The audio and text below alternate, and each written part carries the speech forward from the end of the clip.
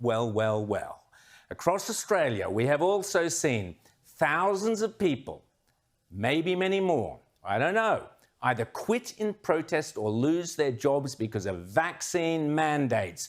Brave airline pilots like Graham Hood from Qantas and Alan Dana from Jetstar, policemen and women, nurses, doctors, and any number of people from companies ranging from Coles to Woolies, Telstra and CommBank, to their eternal shame, workers demonised for daring to question the vaccine mandates or simply for exercising what is their inalienable right to decide in consultation with their own doctor what to stick in their body. I was, I believe, one of the very first people to speak out against vaccine mandates and vaccine passports during COVID.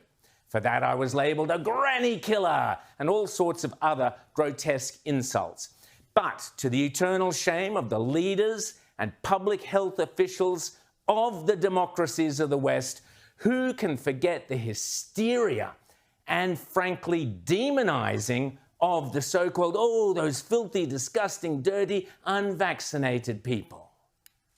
This is being called a pandemic among the unvaccinated. This is becoming a pandemic of the unvaccinated. Pandemic of the unvaccinated. This is a pandemic of the unvaccinated. We have a pandemic among the non-vaccinated. We could have had this under control. We were well on our way. And the only people that you can blame, this isn't shaming, this is the truth.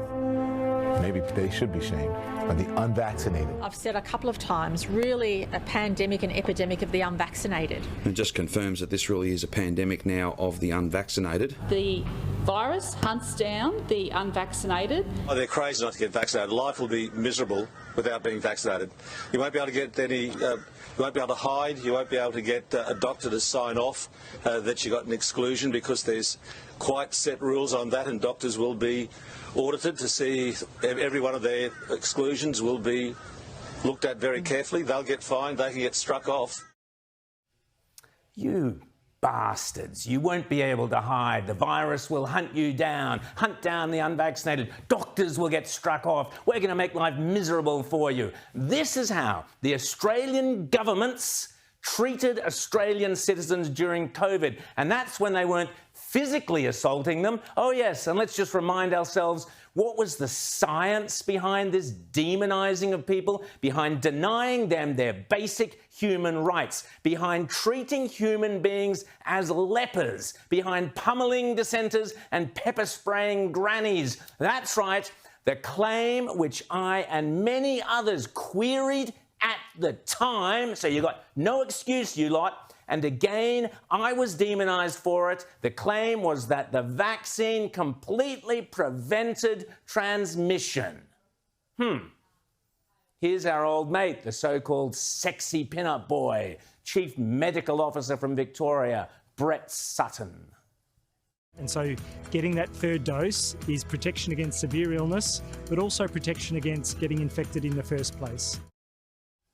OK, and don't forget how Brett Sutton viewed people who dared question mandatory mask-wearing, mandatory lockdowns and vaccine mandates. The first thing about protesters is, this is not just about being anti-mandated vaccination. They are anti-everything. They are anti-lockdown, they are anti the shutdown on international travel, they are anti-mask, they are anti-social distancing. They think that everything will be solved by taking a horse deworming tablet, ivermectin, that gives you the runs and that puts some people in hospital. They are literally in a fantasy world. So if they've taken mandated vaccination as a hook, so be it. But let's not pretend that these are otherwise rational individuals. They are absolutely wacky. Oh, being opposed to mandatory vaccinations is not rational. You are absolutely wacky, says the Chief Health Officer. Apparently, Brett Sutton now has a degree in psychoanalysis as well. But hang on. Just a few weeks ago, former Federal Chief Health Officer Nick Coatsworth, one of the few actually worth listening to, called for, at this stage of the pandemic, vaccine mandates to be ditched. And only 5 days ago, The Centers for Disease Control in the United States, the same mob who we earlier heard screeching about the pandemic of the unvaccinated, announced it would no longer distinguish between vaccinated and unvaccinated people. Rebecca Weissel writes about this superbly in next week's Spectator Australia magazine. Make sure you read it. Oops, and now even Brett Sutton appears to have changed his tune. Despite 2, 3, 4 doses of the vaccine, it's not so good at preventing infection in the first place. So we are getting infected. That's why we've had tens of thousands of cases in this wave. Oh, it's not, isn't it, Brett? Really?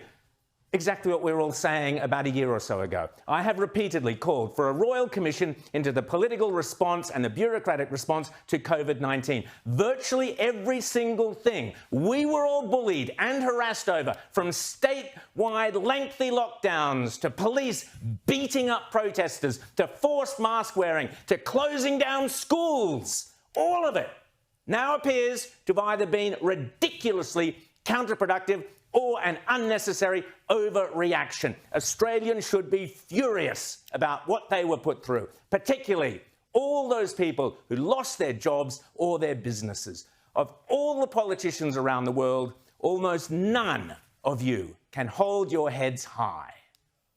Florida Governor Ron DeSantis, the man who will be the next president if Donald Trump decides not to run, is one of the very few who can, as we saw again this week, hold their head high.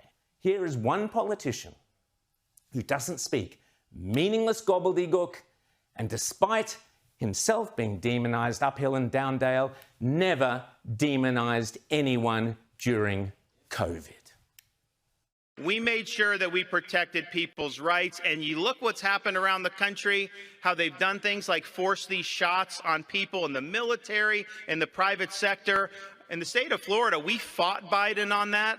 We called a special session of the legislature, and now it's Florida law that nobody has to choose between a job they need and a jab they don't want.